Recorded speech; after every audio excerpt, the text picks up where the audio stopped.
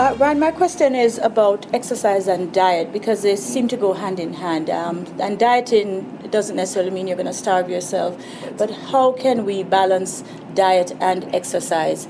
Because a lot of times we, again, sabotage our exercise with eating badly. Yeah, I don't really like the word diet. Yes, it's a four-letter word too. Yes, but I prefer to reframe it in terms of calling it proper nutrition. Okay, or lifestyle change? Yeah, so everything that I like to coach involves creating healthy habits that you can sustain. Because if the habits aren't sustainable, then it's not practical for that person. It has to be sustainable for you to make it consistent, for you to make it a part of your life. Okay. And that comes with time as well too. But in terms of proper nutrition, you just have to be disciplined as well too, because it's not so much about nutritional education. Sometimes it does come to that, but I'm sure if I ask everyone here, what would be a healthier choice if you want to lose weight, if you want to have pizza for dinner, if you want to have broccoli and chicken breast? Everybody knows that answer, right? Yes, exactly. Everyone could decide which one is a healthier choice, but it's coaching people to do it as well as getting people to make the decisions for themselves. So it's really about balance, right? It's definitely about balance. You can't get the proper results that you want without both nutrition and exercise. Yes. And taking care of your body and your mind and your recovery as well too. So that's something people often forget. It's I once one of my trainers once told me that your success in exercise really starts in your mind.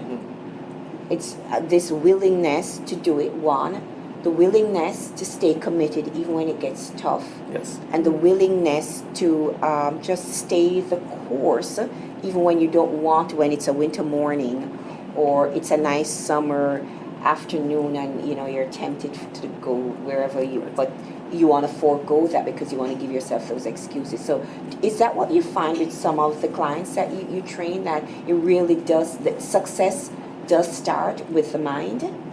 I believe a lot of things start with the mind. Sometimes the mind could be a limiting factor in terms of preventing someone from even beginning an exercise program. Yes. And then once they make that first step, it depends on their personality, their past experiences.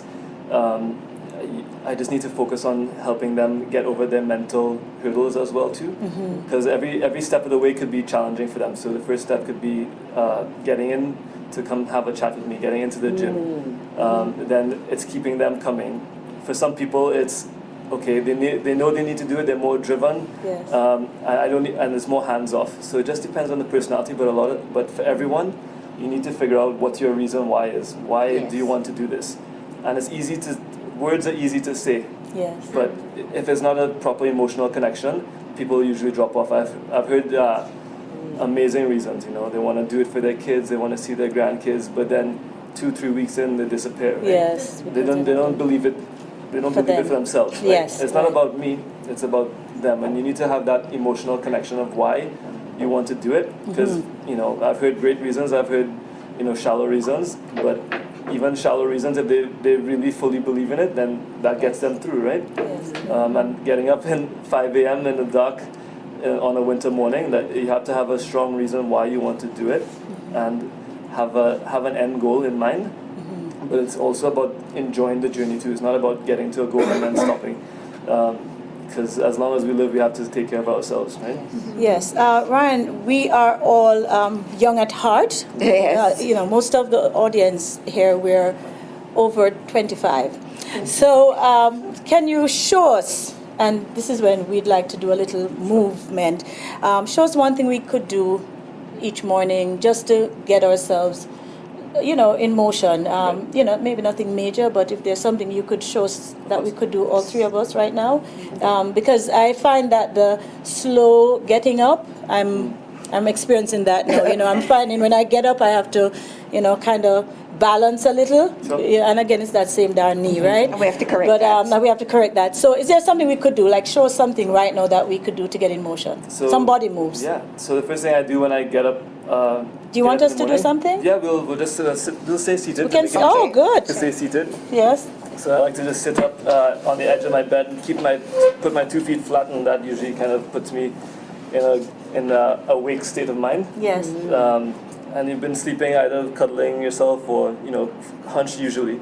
Or Right, cuddling unless you sleep- someone. Yes. Unless you're sleeping on your back, most times, even during the day, you hunch a little bit forward. So I like to just roll the shoulders back. Just a few times you could do that. So open up your posture. Or even just start with your neck going side to side, up and down, or even doing semicircles. So basically just stretching your neck in any direction that feels good, just listen to your body, and your body would usually tell you where you should stretch and how you should stretch. Yeah.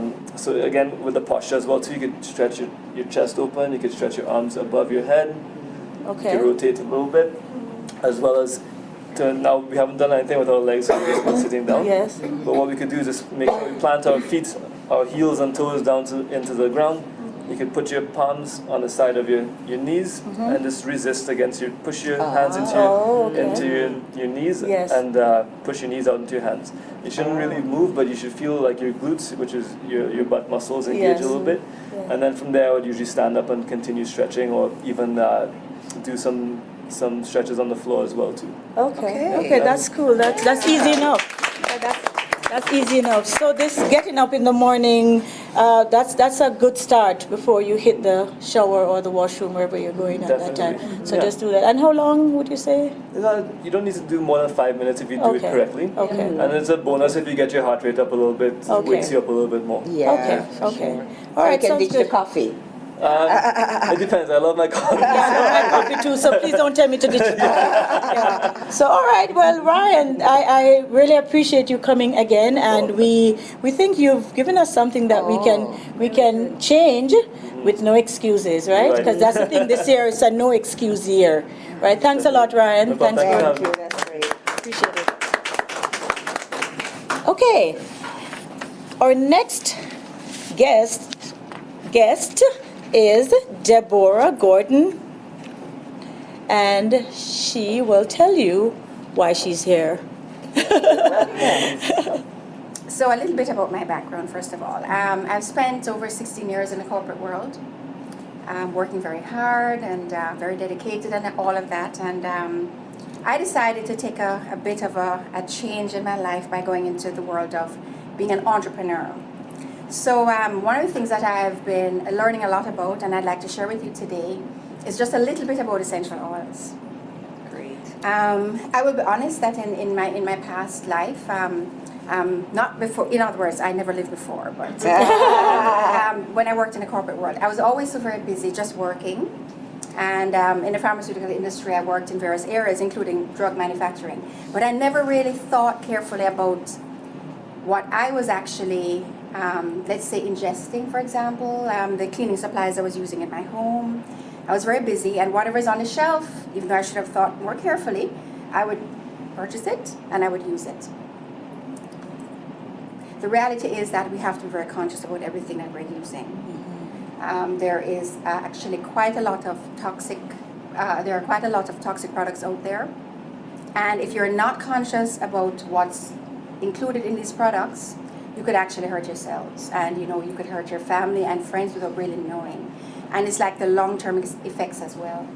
So what I'd like to just let you all know, even as I'm on this journey myself, is just to become more aware of everything you're using. Whether it's something to clean your home with, something you're using in your home to make the environment smell very nicely, whatever you're putting on your own skin, do a bit of research to understand what the ingredients really mean.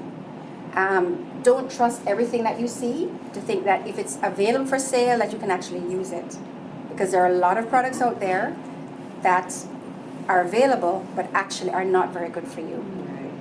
So there's one particular essential oil that I wanted to share a little bit about. There are very many. There are actually over 200. And the company that I'm very confident in speaking about is doTERRA. And the reason why I'm very confident about this company, and because of my background in the pharmaceutical industry, I have to make sure that the products are actually safe to use, that the quality is exceptional, that they're not using anything that could potentially harm you. Because now that I'm more aware, of course, I'm going to question everything. So I've done a lot of research about this company.